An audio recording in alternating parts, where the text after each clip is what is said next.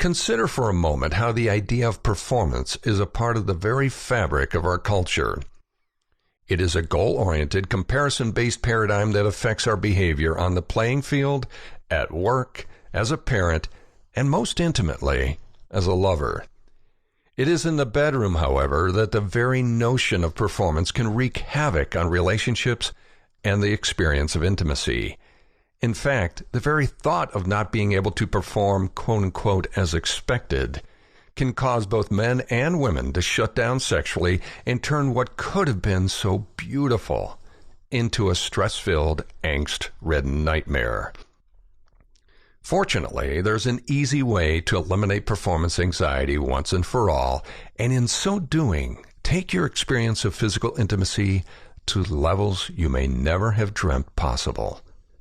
Now, at first blush, this may seem like a contradiction. I mean, after all, performance is about doing one's best to make things happen. What I'm about to share with you, however, is how to create a space to allow things to happen. Two very different approaches with two very different outcomes. The idea of sexual performance affects both men and women, but in different ways. For men, sexual performance is essentially tied to the size of one's package and how well he uses it. It's as if it were some sort of sacred sword that is wielded deftly about with the greatest of nuanced and highly practiced skill. This notion is supported by the countless pharmaceutical commercials, porn, and traditional locker room bravado. Lack of performance within this context can manifest as premature ejaculation, inability to orgasm, or inability to have or maintain an erection. Of course, this perspective leaves all the millions of men struggling with erectile dysfunction, impotence, and surgically removed prostates out in the lurch.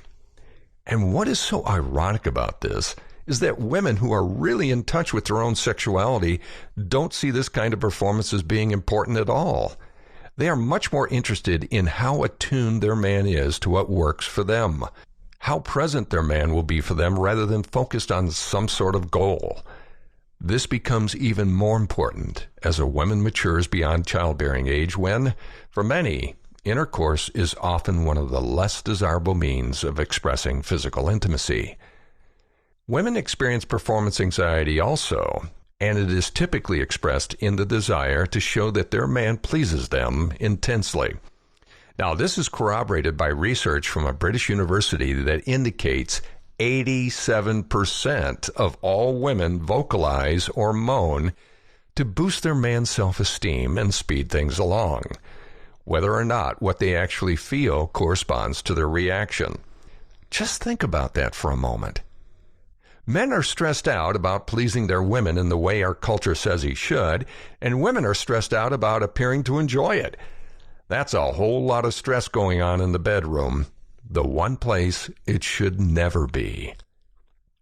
One of the first things I teach men, women, and couples of all orientations is to replace the notion of performance with presence. Presence is the state of being fully in the now or moment without distraction, agenda, goals, or expectations. And presence is possible in both giving and receiving during physical intimacy. Being fully present while giving means to listen to your partner, both explicitly, meaning what they tell you what they like, and intuitively, to their body, their breathing, arousal level, and so on, as to what works best for them. This is an act of pure giving with no thought of return other than for the pleasure of giving completely to them in the way they want. Now, this, of course, implies that both partners are willing to be fully vulnerable and authentic about what they want and how they want it. Often easier said than done, given the fears that give rise to performance anxiety in the first place. Being present while receiving means to surrender fully to your partner's giving, assuming they are doing what you requested, without distraction or having your mind be somewhere else. For example, occasionally I notice that my partner is having difficulty achieving climax. When this happens, I'll look up at her and ask, "Sweetie, are you enjoying this?" And her reply is typically, "Oh my God, yes. But I don't think I'll be able to climax this time."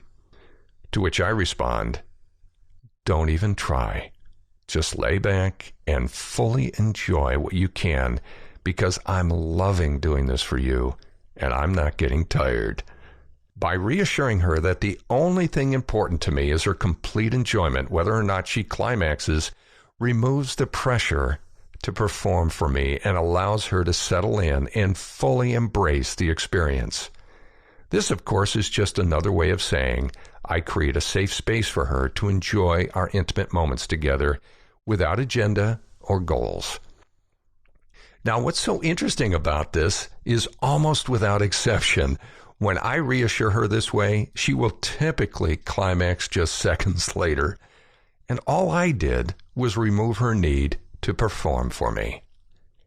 By eliminating performance from your bedroom vernacular, you tap into the most powerful way of enjoying sexual intimacy with your partner.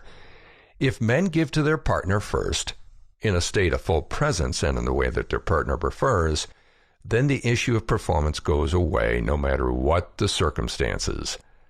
In the case of premature ejaculation or erectile dysfunction, these issues become moot if you both approach physical intimacy with a sense of adventure and discovery.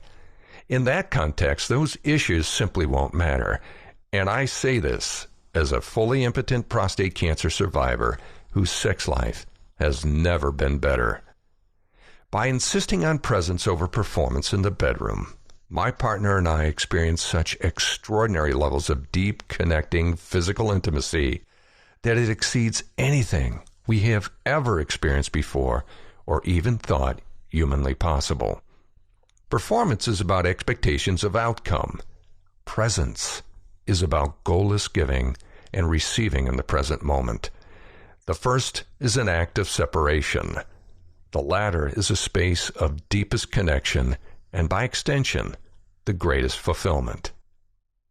By simply never allowing the word performance to darken your bedroom's doorway and replace it with presence, you will never have to worry about sexual anxiety ever again.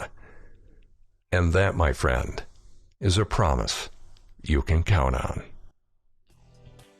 Thank you for joining us for another episode of Extraordinary Intimacy with Michael J. Russer. For all speaking, media interviews, and workshop inquiries, go to michaelrusserlive.com.